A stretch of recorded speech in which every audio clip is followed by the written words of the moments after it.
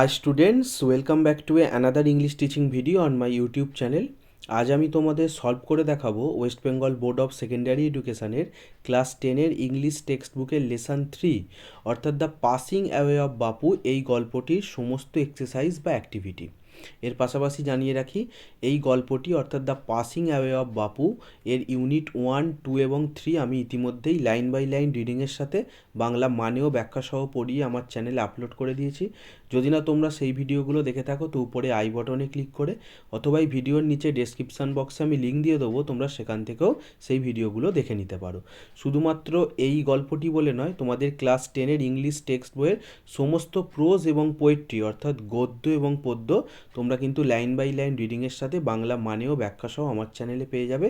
এবং এই পড়াগুলোর শেষে যে প্রশ্ন উত্তর অর্থাৎ এক্সারসাইজ বা অ্যাক্টিভিটি আছে এবং তারপরে যে গ্রামার, ভোকাবুলারি এবং রাইটিং স্কিল সেগুলো কিন্তু তোমরা আমার চ্যানেলে পেয়ে যাবে।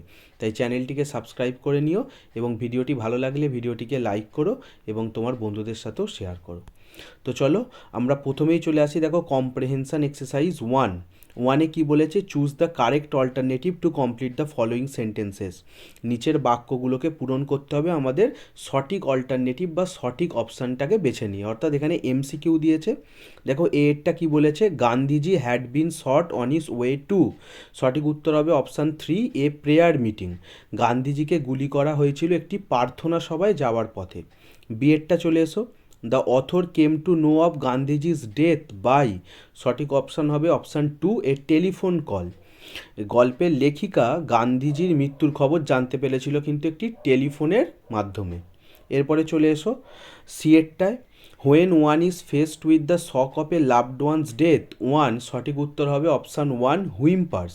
যখন কেউ প্রিয় মানুষের মৃত্যুর মুখোমুখি হয় তখন সে ফুঁপিয়ে কাঁদে। এরপরে 2-এর দাগে চলে এসো, এখানে কি বলেছে দেখো, fill in the chart with information from the text. আমাদের এই চার্টটাকে পূরণ করতে হবে টেক্সট থেকে ইনফরমেশান বা তথ্য নিয়ে। প্রথম এরটাই লেখা আছে, date on which Gandhiji was shot dead. সেই দিনটা যেদিন গান্ধীজিকে গুলি করা হয়েছিল। তো আমরা কি লিখে দেবো, 13 জানুয়ারি 1948। শুধু ডেট জানতে চেয়েছে, তারিখ, কিন্তু তার সাথে তোমরা সালটাও লিখে দেবে যে 1948 সালের 30শে জানুয়ারি। বিয়েরটা চলে এসো, place where Gandhiji breathed his last. সেই স্থানটি যেখানে গান্ধীজি শেষ নিঃশ্বাস ত্যাগ করেছিলেন। কি লিখেছি দেখো, বিড়লা হাউস। আমরা গল্পতে পড়েছি বিড়লা হাউসে কিন্তু গান্ধীজি শেষ নিঃশ্বাস ত্যাগ করেছিলেন। সিয়েরটা চলে এসো, information given by the broadcast. সম্প্রচারের মাধ্যমে কি তথ্য দেওয়া হচ্ছিল। কি উত্তর হবে, যে বাপু ওয়াজ নো মোর, যে বাপু আর নেই। আমরা গল্পে দেখেছি যে ভারতবাসীকে সম্প্রচারের মাধ্যমে ওই রেডিওতে শোনানো হচ্ছে বা জানানো হচ্ছে যে লোকেদেরকে যে তাদের বাপু আর নেই। এরপরে তোমরা 3-তে চলে এসো, state whether the following statements are true or false. এখানে ট্রু ফলস করতে দিয়েছে, নিচে কিছু বাক্য দেওয়া আছে, বলতে হবে সেটা ট্রু কি false. Provide sentences, phrases, words in support of your answer. এবং আমি যে ট্রু বা ফলস বলছি তার সপক্ষে যুক্তির জন্য আমাদের কিন্তু সাপোর্টিং স্টেটমেন্ট লিখতে হবে। চলে এসো এরটাই, বলেছে the author received an urgent telephone call in the morning.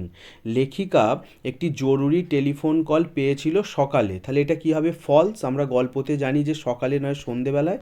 তাই দেখো আমি প্রথমটার কি সাপোর্টিং স্টেটমেন্ট লিখে দিয়েছি। তোমরা হয়তো জানো, তাও বলে দিলাম, সাপোর্টিং স্টেটমেন্টে কিন্তু কোনো রকম চেঞ্জ করা যায় না। প্যাসেজে বা টেক্সটে যা আছে হুবহু কিন্তু তাই লিখতে হয়।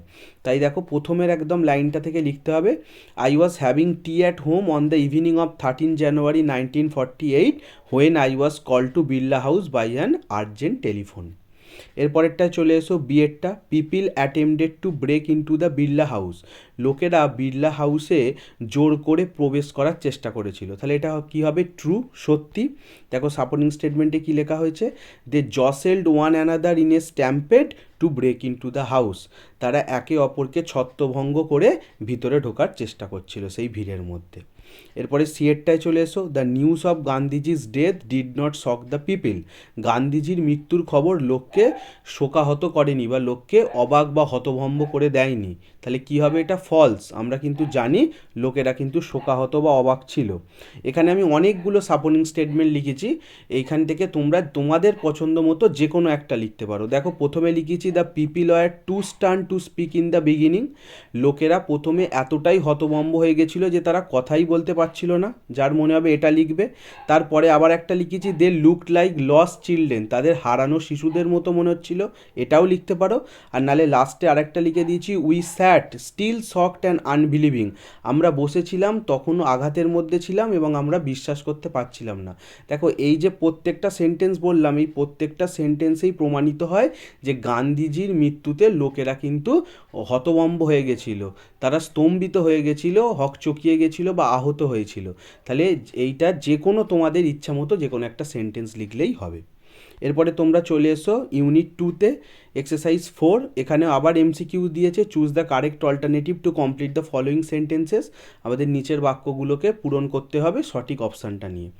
এরটাই কি বলেছে দেখো, Gandhiji's funeral was to take place, গান্ধীজির যে শেষকৃত্য অনুষ্ঠান মানে অন্ত্যেষ্টিক্রিয়া, সেটা কবে অনুষ্ঠিত হয়েছিল না, সঠিক উত্তর হবে অপশান 3, অর্থাৎ 1 ডে আফটার হিজ ডেথ, তার মৃত্যুর পরের দিন।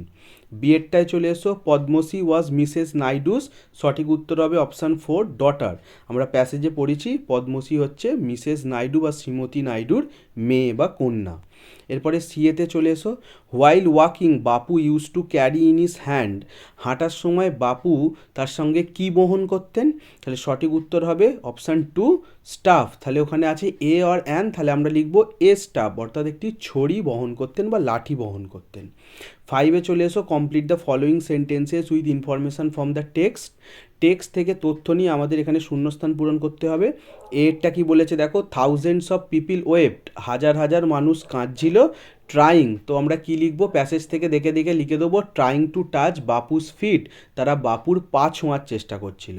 বিয়েরটা চলে এসো, the author was among people for whom walking, লেখিকা সেই সব মানুষদের মধ্যে ছিলেন যাদের কাছে, দেখো সঠিক উত্তর কি হবে, যে ওয়াকিং উইথ বাপু, পরের লাইনে আমি লিখে দিয়েছি ওখানে ধরে নে বলে, হ্যাড এ স্পেশাল মিনিং, যাদের কাছে বাপুর সাথে হাঁটা ছিল কিন্তু একটা আলাদা অর্থের বা আলাদা তাৎপর্যের। সিএরটা চলে এসো, টু ওয়াক ইজ টু, হাঁটা মানে কি ছিল, আমি এখানে ওর জন্যে ওটা মিশে যাবে বা তোমাদের বুঝতে অসুবিধা হবে বলে যেহেতু দুটো লাইনে উত্তরটা হয়েছে, তাই আমি এই উত্তরটা সবুজ কালিতে লিখে দিয়েছি, না to walk is to make slow progress, হাঁটার মানে ছিল কিন্তু ধীরে ধীরে উন্নতি করা। এরপরে তোমরা এক্সারসাইজ 6-এ চলে এসো, এখানে একটা স্টেটমেন্ট রিজন দিয়েছে, বলেছে fill in the chart with information from the text, text থেকে তথ্য নিয়ে আমাদের এই চার্টটাকে কিন্তু ফিল করতে হবে। স্টেটমেন্ট মানে হচ্ছে কোনো একটা বক্তব্য, তো পাশে লেখা আছে রিজন, অর্থাৎ তার কারণটা আমাদের লিখতে হবে। প্রথম এ স্টেটমেন্টটা দেখো কি লেখা আছে, ইট ওয়াজ ইম্পসিবল টু মুভ, নড়াচড়া করা ছিল প্রায় অসম্ভব, তাহলে এর রিজন কি দিয়েছি, কারণ দ্য ক্রাউড ওয়াজ থিক, কারণ জনতার প্রচণ্ড ভিড় ছিল, মানে জনগণ খুব ভিড় অবস্থায় সেখানে ছিল। বিয়েরটা স্টেটমেন্টে চলে এসো, Padmashri declare that they would walk with Gandhiji in the funeral procession, Padmashri ঘোষণা করেছিল বা বলেছিল যে গান্ধীজির এই যে শেষকৃত্যের শোভাযাত্রা, তাইতে তারা হাঁটবে। তাহলে এর কারণ কি ছিল, দেখো রিজনে লিখিয়ে দিয়েছি, it was the last time they should be walking with Bapu, এটা হবে শেষবার যখন তারা বাপুর সাথে হাঁটবে। আমি এখানে একটু ন্যারেশন চেঞ্জ করে লিখেছি যে they should be walking with Bapu, এটা শেষবার যখন তারা গান্ধীজির সাথে হাঁটবে। সি এর স্টেটমেন্টে চলে এসো, to walk was often the only way open to the average Indian, হাঁটাই ছিল গড় ভারতীয়র কাছে একমাত্র খোলা পথ। কেন, তার কারণে কি লেখানো হয়েছে, ইট রিকোয়ার্ড নো ভেহিকেল, এতে কোনো যানবাহনের প্রয়োজন ছিল না, এক্সেপ্ট হিজ ওন বডি, নিজের শরীর ছাড়া, and cost him nothing but his energy, এবং এতে নিজের শক্তি ছাড়া কোনো কিছুই অপচয় হয় না।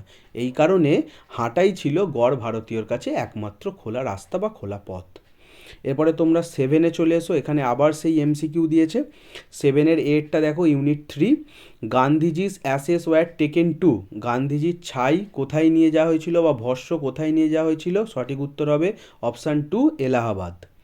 বিয়েরটায় চলে এসো, এই huge crowd had gathered by the, একটা ভিড় জনগণ কোথায় জড়ো হয়েছিল, গ্যাদার্ড মানে জড়ো হওয়া, সঠিক উত্তর হবে অপশান 1, গ্যাঞ্জেস, অর্থাৎ গঙ্গা নদীর তীরে। এরপরে চলে এসো তোমরা সিএরটা, Gandhiji awaken peoples to one another, সঠিক উত্তর হবে অপশান 3, সাফারিং, গান্ধীজি মানুষকে একে অপরের কষ্টে জাগিয়ে তুলেছিলেন বা একে অপরের ভোগান্তি দুর্দশায় জাগিয়ে তুলেছিলেন, যাতে অন্যের কষ্ট দেখে না কেউ চুপ থাকে, যাতে অন্যের কষ্টেও একজন সমব্যথী হয়ে তার পাশে দাঁড়ায়, তাকে সাহায্য করে। 8 দাগে চলে এসো exercise 8, complete the following sentences with information from the text থেকে তথ্য নিয়ে শূন্যস্থান পূরণ করতে হবে। 8টা কি বলেছে, people on the special train, সেই যে বিশেষ ট্রেনে পিপিল লোকজন কি করছিল না, আমরা শূন্যস্থানে লিখব স্যাং ভজনস, তারা ভজন গাইছিল। বিয়েরটায় চলে এসো, the author felt she had grown up within a magic circle, লেখিকা অনুভব করেছিলেন যে তিনি কিসের মধ্যে বড় হয়েছেন না, আমরা উত্তরে লিখব এ ম্যাজিক সার্কেল, একটি জাদু বৃত্তের মধ্যে তিনি বড় হয়েছেন। আর সিয়েরটা লাস্টেরটায় চলে এসো, বাপু হ্যাড পাস্ট অ্যাওয়ে বাট, বাপু মারা গেছিলেন কিন্তু কি লিখব, his India would continue to live in his children, তার ভারত বাঁচতে থাকবে তার শিশুদের মধ্যে, অর্থাৎ তার দেশবাসীর মধ্যে। গান্ধীজি হয়তো মারা গেছেন কিন্তু গান্ধীজির ভারত, আমাদের সবার ভারত, সে কিসের মধ্যে বাঁচবে না, ভারতবাসীর মধ্যে। এখানে ওইটাকেই বলা হয়েছে যে তার শিশুদের মধ্যেই কিন্তু বেঁচে থাকবে। এরপরে চলে এসো 9, এখানেও একটা চার্ট দেওয়া হয়েছে, বলেছে fill in the chart with information of the from the text থেকে আমাদের ইনফরমেশান নিয়ে এই চার্টটাও পূরণ করতে হবে। আগে ছিল স্টেটমেন্ট রিজন, এখানে দিয়েছে কজ এফেক্ট, কজ হচ্ছে কারণ, এফেক্ট হচ্ছে ফল, অর্থাৎ যেখানে কারণ লেখা আছে তার ফলটা লিখতে হবে, আর যেটাতে ফল লেখা আছে তার কারণ লিখতে হবে। এর দাগেরটায় দেখো ফল, এফেক্টে লেখা আছে people did not weep anymore, লোকেরা আর কাঁদছিল না, তাই এর কজটা লিখতে হবে। আমি কজে কী লিখে দিয়েছি দেখো, কেন লোকেরা কাঁদছিল না, they could feel Gandhiji's presence, তারা গান্ধীজির উপস্থিতি অনুভব করছিল, amid the flowers and the songs, ফুল এবং গানের মাঝে। যেহেতু ট্রেনে নিয়ে যাওয়ার সময় দেখবে আমরা গল্পতেই পড়েছি যে লোকেরা আর কাঁদছিল না, এখানে লোকেরা রিপিট করিনি কারণ এফেক্টে পিপিল লেখা আছে, তাই আমি দে দিয়ে শুরু করেছি।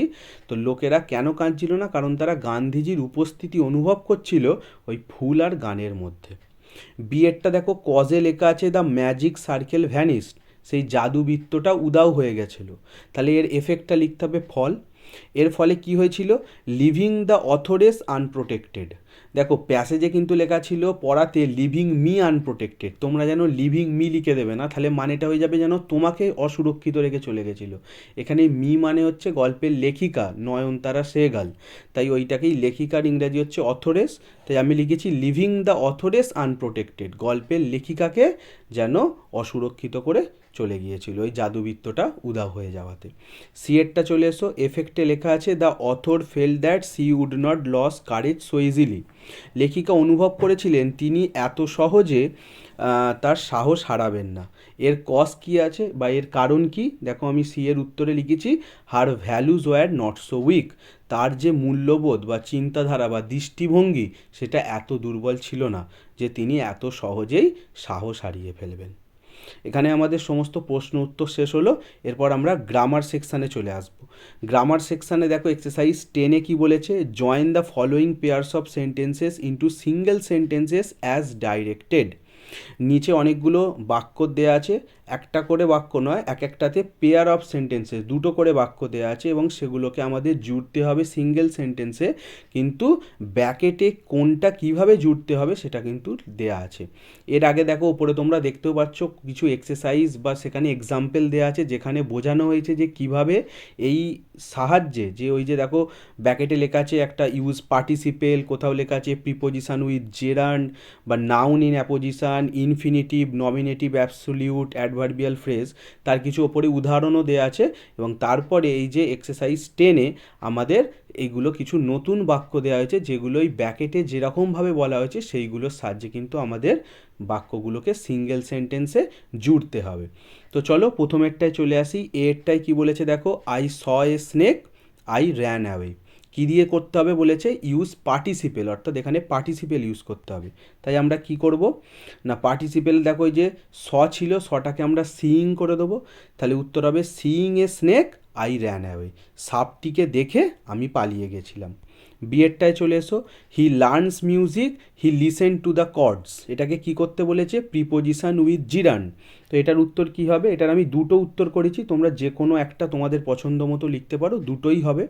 প্রথমে লিখেছি he learns music by listening to the chords, সে মিউজিক শেখে কর্ডগুলো শোনে, কর্ড শুনে সে মিউজিক শেখে। পরেরটাতে দেখো সেটাই লিখেছি, খালি কথাটাকে ঘুরিয়ে দিয়েছি যে by listening to the chords, অর্থাৎ ওই পিছনের অংশটা সামনে নিয়ে চলে এসেছি, কর্ডস শুনে হি লার্নস মিউজিক, সে মিউজিক শেখে। সি এরটায় চলে এসো, gold is a precious metal, it is use to make ornaments. এটাতে করতে বলেছে ইউজ নাউন ইন অ্যাপোজিশান। যখন আমরা অ্যাপোজিশান ইউজ করবো আমরা তখন কি করব, কমা দিয়ে দিয়ে লিখি। তাহলে আমি কি লিখেছি দেখো, গোল্ড কমা এ প্রেসাস মেটাল, একটি মূল্যবান ধাতু, is use to make ornaments, যেটা ওই গয়না তৈরিতে কাজে লাগে। এরপরে ডিএডটা চলে এসো, Ramu has some money, he can buy books. এখানে বলেছি ইউজ ইনফিনিটিভ। ইনফিনিটিভ মানে তোমরা জানো ভার্বের আগে টু ইউজ করতে হয়, তাই দেখো কি উত্তর হয়েছে, Ramu has some money to buy books. রামুর কাছে কিছু টাকা আছে বই কেনার জন্য। এরপরে ইয়েরটায় চলে এসো, the sky was cloudy, we postponed hour journey. এখানে বলেছে নমিনেটিভ অ্যাবসোলিউট ইউজ করতে হবে, তাই আমি কি করেছি দেখো, the sky being cloudy. Nominative absolute থাকলে আমরা সাধারণত হ্যাভিং ইউজ করি। আগের পুরানো বইতে এইখানে যে এক্সারসাইজটা দেওয়া ছিল বা এক্সাম্পল দেওয়া ছিল সেখানে হ্যাভিং দিয়েই দেওয়া ছিল, কিন্তু এবারে নতুন বইতে এটা চেঞ্জ করা হয়েছে। এখানে কিন্তু আমরা হ্যাভিং করব না, আমরা বিং দেবো। দ্য স্কাই বিং ক্লাউডি, যেহেতু আকাশটা মেঘাচ্ছন্ন ছিল, উই পোস্টপন্ড আওয়ার জার্নি, আমরা আমাদের যাত্রা স্থগিত করেছিলাম। এফেরটায় চলে এসো last, the boy wrote the answer, the answer was incorrect. এখানে বলেছে অ্যাডভার্বিয়াল ফ্রেজ ইউজ করতে হবে। এরও আমি দুটো অ্যান্সার লিখেছি, তোমাদের যেটা পছন্দ হবে তোমরা লিখবে, দুটোই ঠিক। প্রথমে লিখেছি the boy wrote the answer in an incorrect way, আর পরেরটা লিখেছি হুবহু প্রায় এক, খালি শেষে কি করে দিয়েছি দেখো, the boy wrote the answer incorrectly. ছেলেটা উত্তরটি লিখেছিল, সে ভুল উত্তর, তো সেইটাকে জুড়ে দিয়েছে ছেলেটা উত্তরটা ভুলভাবে লিখেছিল। ওই জন্য যে কোনো দুটোই তোমরা লিখতে পারো, দুটোই কিন্তু অ্যাডভার্বিয়াল ফ্রেজ। প্রথমটা ইনকারেক্ট ওয়ে করেছি আর লাস্টেরটাই করে দিচ্ছি ইনকারেক্টলি। আমরা জানি এলওয়াই যোগ করলে অ্যাডভার্ব হয়, কিন্তু যেহেতু অ্যাডভার্বিয়াল ফ্রেজ বলেছে তাই প্রথমটা ইনকারেক্ট ওয়ে দিয়ে লিখিয়েছি। এরপরে তোমরা চলে এসো এক্সারসাইজ 11। এখানে কি বলেছে দেখো, join the following parts pairs of sentences into single compound sentences as directed. আগেরগুলো একরকম করলাম, কিন্তু এইখানে আমরা যেটা করব, আগেরগুলো করলাম সিম্পল সেন্টেন্সে, কিন্তু এখানে আমরা করব কিন্তু কম্পাউন্ড সেন্টেন্স। এর ওপরেও দেখবে অনেক রকম এক্সাম্পল দেওয়া আছে এবং তোমরা দেখতে পাবে কোনগুলো কী ধরনের কনজাংশন, দেখো এর ওপরেই লেখা আছে, সেই কনজাংশনের সাহায্যে কিন্তু আমাদের এইখানে কম্পাউন্ড সেন্টেন্স করতে হবে। প্রথম এরটায় চলে এসো, কি বলেছে দেখো, the old man is unwell, he can not go out.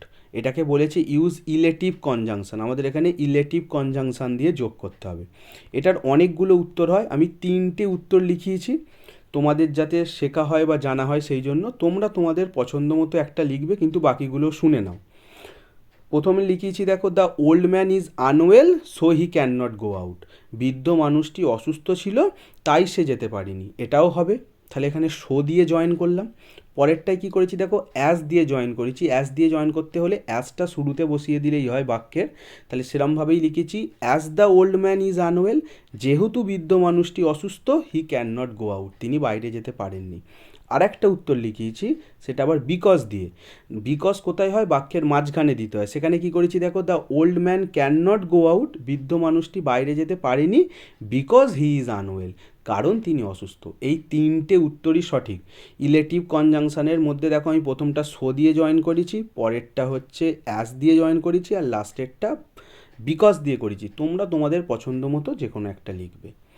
বিয়েরটায় চলে এসো, he is honest, he is humble. সে হচ্ছে সৎ, সে হচ্ছে বিনয়ী। এখানে আমাদের কি ইউজ করতে বলেছে, কিউমুলেটিভ কনজাংশন। তো এখানেও দেখো আমি দুটো উত্তর করেছি, তোমরা তোমাদের পছন্দ মতো যে কোনো একটা লিখতে পারো, দুটোই ঠিক। প্রথমেরটা আমি বোথ দিয়ে জয়েন করেছি, he is both honest and humble, সে উভয় বিনয়ী এবং সৎ। আর একটাতে কী লিখেছি দেখো, he is not only honest but also humble, সে শুধুমাত্র সৎই নয়, সে বিনয়ীও বটে।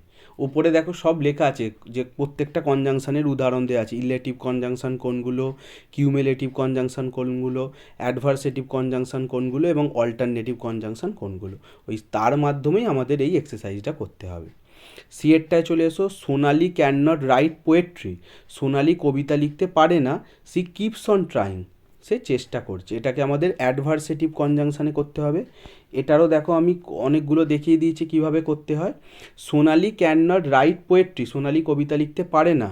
এরপরে তোমরা ইয়েটও লিখতে পারো, স্টিলও লিখতে পারো, বাটও লিখতে পারো। ইয়েট মানে তাও, স্টিল মানে তবুও, বাট মানে কিন্তু। তাহলে মানেটা কি হচ্ছে, Sonali can not write poetry yet she keeps on trying. Sonali কবিতা লিখতে পারে না, তাও সে চেষ্টা করে। তুমি ইয়েটের জায়গায় স্টিল দিতে পারো, তাও এক মানেই হবে যে সোনালি কবিতা লিখতে পারে না তবুও চেষ্টা করে। আবার এখানে বাটও দিতে পারো, সোনালি কবিতা লিখতে পারে না কিন্তু সে চেষ্টা চালিয়ে যায়। তাহলে দেখেছো ইয়েটও হবে, স্টিলও হবে, বাটও হবে। তোমরা যাতে বুঝতে পারো এবং শিখতে পারো তাই আমি কিন্তু প্রত্যেকটা অপশান দিয়েই তোমাদের করে করে দেখিয়েছি। লাস্টেরটা চলে এসো, ডিএডটা। এখানে বলেছে study hard you will not pass the examination. এটাকে বলেছে অল্টারনেটিভ কনজাংশন দিয়ে করতে হবে। এরও আমি দুটো উত্তর করেছি। প্রথমটা সিম্পল, খুব সোজা, অর দিয়ে করেছি। স্টাডি হার্ড, কঠোরভাবে পড়াশোনা করো, or you will not pass the examination, নাহলে তুমি পরীক্ষায় পাস করবে না। আর একটা আমি আইদার অর দিয়ে করেছি, দেখো সেখানে কি করেছি, either you study hard or you will not pass the examination. তুমি নয়তো কঠোরভাবে বা মন দিয়ে পড়াশোনা করো, নালে কিন্তু তুমি পরীক্ষায় পাশ করতে পারবে না। এরপরে চলে এসো এক্সারসাইজ 12। এখানে কি বলেছে, join the following pairs of sentences into single complexes as directed. এখানেও আমাদের বলেছে, আগেরটা কম্পাউন্ড করলুম, এখানে কিন্তু আমাদের বলেছে কমপ্লেক্স সেন্টেন্সে জয়েন করতে হবে। যেটা যেরকম বলা হয়েছে ব্র্যাকেটে বলে দেওয়া আছে সেই অনুযায়ী কিন্তু করতে হবে। প্রথমটা দেখো এরটা, Rabindranath Tagore is a famous poet, he won the Nobel prize. এটাকে বলেছে অ্যাডজেক্টিভ ক্লজে জয়েন করতে হবে। আমরা জানি অ্যাডজেক্টিভ ক্লজে যদি কোনো ব্যক্তির কথা বলা হয় তাহলে হু দিয়ে জয়েন হয়। এরও আমি দুটো উত্তর করিয়েছি, হু দিয়েই দুটো উত্তর, কিন্তু খালি হুটা দু জায়গায় বসেছে, আলাদা আলাদা জায়গায়। দেখো প্রথমে করেছি কি, Rabindranath Tagore is a famous poet, যেমন লেখা আছে লিখে নিয়েছি যে রবীন্দ্রনাথ ঠাকুর হচ্ছেন একজন বিখ্যাত কবি, তারপর হু দিয়েছি, who won the Nobel prize, যিনি নোবেল প্রাইজ জিতেছিলেন। আর পরেরটাই কি করেছি দেখো, রবীন্দ্রনাথ টেগোরের পরে হু বসিয়ে দিয়েছি, Rabindranath Tagore who is a famous poet won the Nobel prize, Rabindranath Thakur যিনি কিনা যিনি একজন বিখ্যাত কবি, তিনি নোবেল প্রাইজ জিতেছিলেন। দুটোর মানেই কিন্তু এক। এক জায়গায় আমি রবীন্দ্রনাথ টেগোরের পরে হু বসিয়েছি, আর এক জায়গায় কি করেছি, Rabindranath Tagore is a famous poet, তারপরে হু বসিয়েছি। দুটোই সঠিক উত্তর, দুটোই আমি একদম অ্যাডজেক্টিভ ক্লজ দিয়েই কমপ্লেক্স সেন্টেন্স করেছি। বিয়েরটায় চলে এসো, he returned home everyone in the family had fallen asleep. এখানে বলেছে অ্যাডভার্ব ক্লজ দিয়ে। অ্যাডভার্ব ক্লজ দেখবে আমরা কারণ, সময়, শর্ততে ব্যবহার করি। এখানে একটা সময়ের কথা বলেছে, তাই আমরা শুরুতেই হোয়েন বসিয়ে দিতে পারি। হোয়েন হি রিটার্নড হোম, যখন সে ঘরে ফিরেছিল, everyone in the family had fallen asleep, ঘরের প্রত্যেকেই কিন্তু ঘুমিয়ে পড়েছিল। আবার একটা উত্তর লিখিয়েছি দেখো, ওই যে পিছনের অংশটা আগে লিখে দিয়েছি, everyone in the family had fallen asleep, এইবার হোয়েন দিয়েছি, মাঝখানে হোয়েন দিয়েছি, হোয়েন হি রিটার্নড হোম, ঘরের প্রত্যেকেই ঘুমিয়ে পড়েছিল যখন সে ঘরে ফিরেছিল। তাহলে দুটোতেই দেখো হোয়েন ব্যবহার করেছি, প্রথমটায় হোয়েনটা বাক্যের শুরুতে দিয়েছি, আর দ্বিতীয়টায় হোয়েনটা কিন্তু বাক্যের মাঝখানে দিয়েছি। দুটোই সঠিক উত্তর। এরপরে চলে এসো সিয়েরটা, the sun rises in the east everyone knows it. এটাকে নাউন ক্লজ করতে বলেছে, আমরা জানি নাউন ক্লজে আমরা দ্যাট দিয়ে জয়েন করি, খুব ইজি। দেখো সেটাই লিখে দেওয়া হয়েছে, এভরি ওয়ান নোজ দ্যাট, প্রত্যেকে জানে যে, the sun rises in the east, সূর্য পূর্ব দিকে ওঠে। এই তিনটে বাক্যই দেখো আমরা কমপ্লেক্স সেন্টেন্স করলাম কিন্তু ক্লজের সাহায্যে। প্রথমটা অ্যাডজেক্টিভ ক্লজ, তারপরেরটা অ্যাডভার্বিয়াল ক্লজ এবং শেষেরটা নাউন ক্লজ। এখানে আমাদের এক্সারসাইজ 12 শেষ হলো। এবার এক্সারসাইজ 13-এ চলে এসো। এখানে বলেছে join the following pairs of sentences into single sentences as directed. এখানে আমাদের সিঙ্গেল সেন্টেন্সেই জয়েন করতে হবে, কিন্তু যেটা যেখানে মানে যে সেন্টেন্সে করতে বলেছে ব্র্যাকেটে লেখা আছে সেই অনুযায়ী করতে হবে। প্রথমে এরটা দেখো কি বলেছে, it rained hard the roads were not flooded. এটাকে কম্পাউন্ড সেন্টেন্স করতে বলেছে, তাহলে আমরা কনজাংশন ইউজ করব। কি করেছি দেখো, ইট রেইনড হার্ড, খুব বৃষ্টি হয়েছিল, but the roads were not flooded, কিন্তু রাস্তায় জল জমে যায়নি। এই যে বাট কিন্তু দিয়ে কিন্তু জয়েন হলো, অর্থাৎ এটা কম্পাউন্ড সেন্টেন্স হলো। এর পরেরটায় চলে এসো, বিয়েরটা, he completed his work, he took rest. এটাকে সিম্পল সেন্টেন্স করতে বলেছে, আমরা একটু আগেই সিম্পল সেন্টেন্স করেছি। এটাকে আমরা পার্টিসিপেল যোগ করে করব। আমি এখানে আফটারটা বসিয়েছি, তাই তোমাদের যদি মনে হয় আফটার আমি ইউজ করব না, শুধু কমপ্লিটিং দিয়ে স্টার্ট করব, তাও হবে। ওই যে এখানে আছে দেখো, হি কমপ্লিটেড হিজ ওয়ার্ক, ওই স্প্লিটেডটাকে আমরা কি করে দিয়েছি, আফটার কমপ্লিটিং হিজ ওয়ার্ক, নিজের কাজ শেষ করে হি টুক রেস্ট, সে বিশ্রাম নিয়েছিল। কারণ সিম্পল সেন্টেন্সে দুটো ভার্ব করা যায় না, ওখানে দুটো ভার্ব আছে, একটা কমপ্লিটেড একটা টুক, তাই আমরা কমপ্লিটেডটাকে কমপ্লিটিং করে দিলাম, আর যেটা টুকটা ছিল সেরকমই, যে কাজ শেষ করার পরে অর্থাৎ কমপ্লিটেডটাকে কমপ্লিটিং করে দিলাম মানে ফিনিট সমাপিকা ক্রিয়াটাকে অসমাপিকা ক্রিয়া করে দিলাম, কাজ শেষ করে সে বিশ্রাম নিয়েছিল। সিএরটা চলে এসো, Rahul is a great singer, he can sing different kinds of সংস, এটাকে কমপ্লেক্স সেন্টেন্স করতে বলেছে। একটু আগেই আমরা বললাম যখন আমরা কমপ্লেক্স সেন্টেন্স করি, কোনো ব্যক্তির কথা থাকে, তখন আমরা হু ব্যবহার করি। এখানেও আমি উত্তরটা দুভাবে করিয়েছি, তোমরা তোমাদের পছন্দ মতো লিখবে। প্রথমটা করেছি Rahul is a great singer, Rahul হচ্ছে একটা খুব ভালো গায়ক, who can sing different kinds of সংস, যে বিভিন্ন রকমের গান গাইতে পারে। আর পরেরটা কি করেছি দেখো, রাহুল হু ইজ এ গ্রেট সিঙ্গার, যে হয় কিনা একটা ভালো গায়ক, can sing different kinds of সংস, যে বিভিন্ন রকমের গান গাইতে পারে। একটু আগে ওই যে রবীন্দ্রনাথ ঠাকুর নিয়ে উদাহরণটা ঠিক সেম, একটাই হু দেখো বাক্যের মাঝখানে বসিয়েছি যে রাহুল ইজ এ গ্রেট সিঙ্গারের পর হু, আর পরেরটা দেখো রাহুলের পরই হু বসিয়ে দিয়েছি যে রাহুল হু ইজ এ গ্রেট সিঙ্গার, দুটোই হবে, তোমরা তোমাদের ইচ্ছা মতো লিখবে। এরপরে ডিএডটায় চলে এসো, the time of departure of the train has change, Alia knew it, এটাকে কমপ্লেক্স সেন্টেন্স করতে বলেছে, আমরা এটাকে নাউন ক্লজে জয়েন করব, খুব সোজা, খালি দ্যাট বসিয়ে দেবো। আলিয়া নিউ দ্যাট, আলিয়া জানে যে the time of departure of the train had changed, ট্রেনটা ছাড়ার যে সময় সেটা বদল করা হয়েছে। এরপরে তোমরা চলে এসো ইয়েরটা, I do not watch television, I do not listen to the radio, এটাকে কম্পাউন্ড সেন্টেন্স করতে বলেছে। তোমরা হয়তো জানো যে বাক্যে দুটোতেই না থাকে তখন কিন্তু আমরা নাইদার নর ব্যবহার করি, তাহলে এটার উত্তর কি হবে, আই নাইদার ওয়াচ টেলিভিশন নর লিসেন টু দ্য রেডিও, আমি টিভিও দেখি না, আমি রেডিও শুনি না। নাইদার নর মানে এটাও নয় ওটাও নয়, অর্থাৎ আমি টিভিও দেখি না এবং আমি রেডিও শুনি না। লাস্টেরটায় চলে এসো, F, the child was short, the child could not pick the guava from the tree, এটাকে সিম্পল সেন্টেন্স করতে বলেছে, তাহলে আমরা কি দিয়ে করব, টু আর টু ইনফিনিটিভ যোগ করে করব। দেখো কি লিখেছি আমি, the child was too short to pick the guava from the tree, শিশুটা এতটাই ছোট ছিল যে সে গাছ থেকে পেয়ারাটাকে পারতে পারছিল না। এখানে টু আর টু দিয়ে আমরা কিন্তু সিম্পল সেন্টেন্স করেছি, ঠিক এর অপোজিট যদি এই টু আর টু এর জায়গায় আমাদের এটাকে কমপ্লেক্স সেন্টেন্স করতে বলতো তখন কিন্তু আমরা সো দ্যাট ব্যবহার করলেই এটা কমপ্লেক্স হয়ে যেত। এখানে এক্সারসাইজ 13 শেষ হলো, এবারে লাস্ট এক্সারসাইজ 14, এখানে আমাদের করতে বলেছে স্প্লিট, অর্থাৎ বাক্যগুলোকে ভাঙতে হবে। এতক্ষণ বাক্যগুলোকে জুড়ছিলাম, এখানে বলেছে split the following into two sentences. এর আগেরগুলোতে দেখো দুটো করে সেন্টেন্স দেওয়া ছিল, আমাদের জুড়তে হচ্ছিল, আর 14 এসে বলেছে একটা করে সেন্টেন্স দেওয়া আছে, আমাদের ভেঙে দুটো করে সেন্টেন্স তৈরি করতে হবে। এরটায় চলে এসো, প্রথমেরটা, it rained and I could not leave my room, আমরা অ্যান্ডটাকে তুলে দিয়ে ওখানে একটা ফুল স্টপ বসিয়ে দেবো, দেখো সেটাই লিখেছি, it rained full stop I could not leave my room, বৃষ্টি হচ্ছিল তাই আমি ঘর থেকে বেরোতে পারিনি।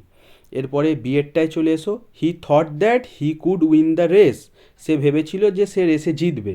আগে আমি পিছনের অংশটা লিখে দিয়েছি, হি could win the race, say race জিততে পারত, হি থট ইট বা দিস, তোমরা যেটা ইচ্ছে লিখবে, যে সে এটা ভেবেছিল, হি থট ইট বা হি থট দিস।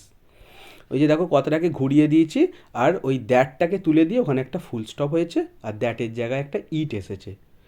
সিএরটা চলে এসো, having been informed of the travel the principal left for home, এটাকে কীরমভাবে ভেঙেছি দেখো, the principal had been informed of the travel, প্রিন্সিপালকে হচ্ছে ওই সমস্যার কথা জানানো হয়েছিল, হি লেফট ফর হোম, তিনি ঘরের জন্য বেরিয়ে গেছিলেন। এবং লাস্টের ডিএডটায় চলে এসো, Nasir who was the captain of the team scored a century, এটা সিম্পল সেন্টেন্সে আছে, দেখো কমা কমা দিয়ে অর্থাৎ অ্যাপোজিশন ইউজ করা হয়েছে, এটাকে আমাকে ভেঙে আলাদা দুটো সেন্টেন্স করতে হবে, তাই হুটা আমরা তুলে দেবো। তো লিখেছি দেখো, নাসির ওয়াজ the captain of the team he scored a century, Nasir ছিল টিমের ক্যাপ্টেন, সে সেঞ্চুরি করেছিল। এই যে গ্রামারগুলো করালাম, এখানে এই গ্রামারের পার্টটা শেষ হলো, এগুলো কিন্তু খুব ইম্পর্টেন্ট তোমাদের ক্লাস 10-এর জন্য এবং মাধ্যমিকের জন্য, এখানে খুব সুন্দর এবং ইম্পর্টেন্ট গ্রামার এবং ভোকাবুলারি আছে, তোমরা কিন্তু এটা খুব ভালোভাবে করবে। এরপরে দেখো দুটো রাইটিং আছে, আমি আর এই ভিডিওতে সেটা কভার করছি না কারণ ভিডিওটা অলমোস্ট 30 মিনিটের হয়ে গেছে। এই দুটো রাইটিং এখানে মৌলানা আবুল কালাম আজাদের বায়োগ্রাফি লিখতে বলা আছে এবং তারপরে একটা প্রসেসিং আছে কিভাবে বিল্ডিং তৈরি করা হয়। এগুলো কিন্তু আমি ইতিমধ্যেই ভিডিও বানিয়ে দিয়েছি উপরে আই বটনে, এবং এই ভিডিওর নিচে ডেসক্রিপশান বক্সে তোমরা তার লিঙ্ক পেয়ে যাবে। তো চলো আজকে ভিডিওটা এখানেই শেষ করলাম। ভিডিওটি ভালো লাগলে ভিডিওটিকে লাইক করো, কমেন্ট করে জানিও কেমন লাগলো। যদি কোনো জায়গায় বুঝতে অসুবিধা হয় বা কোনো ডাউট থাকে আমাকে কমেন্ট সেকশানে জানাবে, আমি রিপ্লাই করে সলভ করে দেবো। ভিডিওটি ভালো লাগলে তোমার বন্ধুদের সাথেও শেয়ার করো এবং চ্যানেলে নতুন হলে অবশ্যই চ্যানেলটিকে সাবস্ক্রাইব করো এই রকমই ইংলিশ রিলেটেড সমস্ত ইনফরমেটিভ ভিডিও পাওয়ার জন্য। তো চলো আজকে এখানেই শেষ করলাম। Good bye.